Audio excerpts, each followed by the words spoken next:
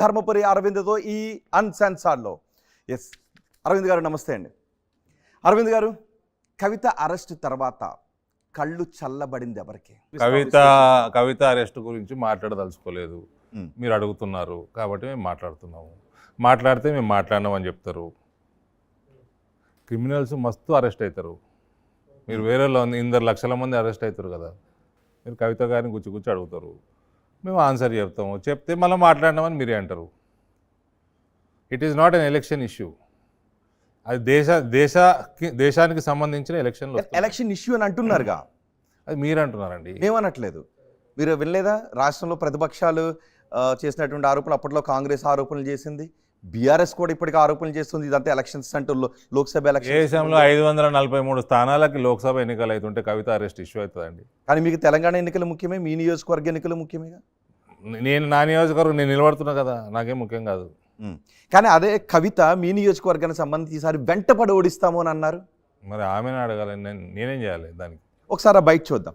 కవిత మాట్లాడిన ఒక బయట ఉంది మీ గురించి, ఒకసారి ఆ బయట చూద్దాం. కానీ వాళ్ళ వ్యక్తి మీద వ్యక్తిగతంగా చెప్తున్నా నేను, అరవింద్ గుర్తుపెట్టుకో, ఇంకోసారి నా గురించి పిచ్చి పిచ్చిగా మాట్లాడు, ఇంకొకసారి ఈ వ్యక్తి మీద నేను మాట్లాడను జీవితంలో.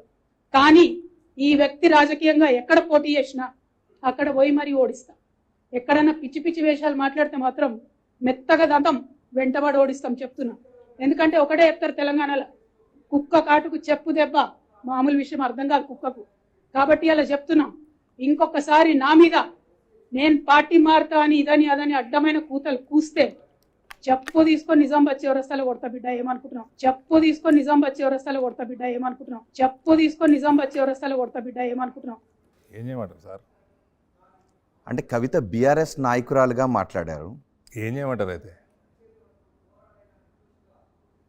సో కవిత అరెస్ట్ వెనుక కవిత మాకు ఇప్పుడు రాజకీయాలు లేవు, ఇట్ ఈస్ ఇష్యూ కాదు. ఇగ్నోర్ చేస్తున్నాము. బీఆర్ఎస్ పార్టీ ఎంటైర్ పార్టీనే ఇగ్నోర్ చేస్తున్నాము. మీరు కవిత పట్టుకొని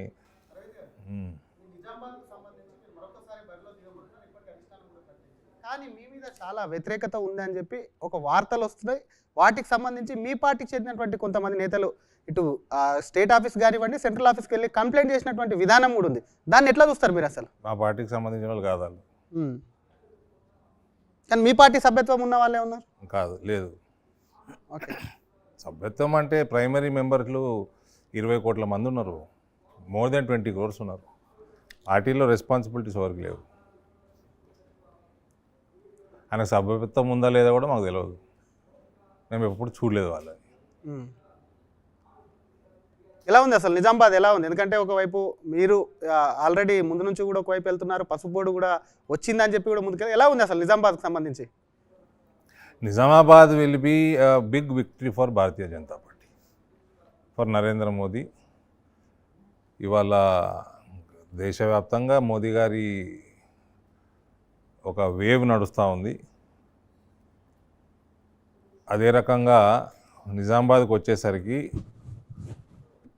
మోదీ గారి వేవు, దాని తర్వాత రామమందిరం ఇష్యూ కూడా ఇవాళ కొన్ని వందల సంవత్సరాల తర్వాత సార్ట్అవుట్ అయ్యి ఇవాళ భవ్యమైన రామమందిరం కట్టడం, 370 ఆర్టికల్ తీసేయటం, సిఏఏని ఇంప్లిమెంట్ చేయటం, రానున్న కాలంలో ఎన్ఆర్సీ పాపులేషన్ రెగ్యులేషను మరియు యూనిఫామ్ సివిల్ కోడ్ లాంటివి ఈ దేశానికి ఏవైతే ఆవశ్యకతలు ఉన్నాయో అవన్నీ కూడా బీజేపీతోటే అవుతుంది, మోడీ గారితోటే అవుతుందన్న నమ్మకం ప్రజలలో ఉండటం. వీటికి తోడు నిజామాబాద్ పార్లమెంట్కి వచ్చేసరికి పసుపు బోర్డు కానీ పసుపుకి సంబంధించిన రేట్లు ఆల్ టైమ్ రికార్డులో నడుస్తూ ఉన్నాయి. దీని వెనకాల కృషి ఉంది, మోదీ గారి ప్రభుత్వం కృషి ఉంది, మా కృషి ఉంది. ఇవన్నీ కూడా ఆశీర్వాదాలు నిజామాబాద్లో భారతీయ జనతా పార్టీకి లభిస్తాయి.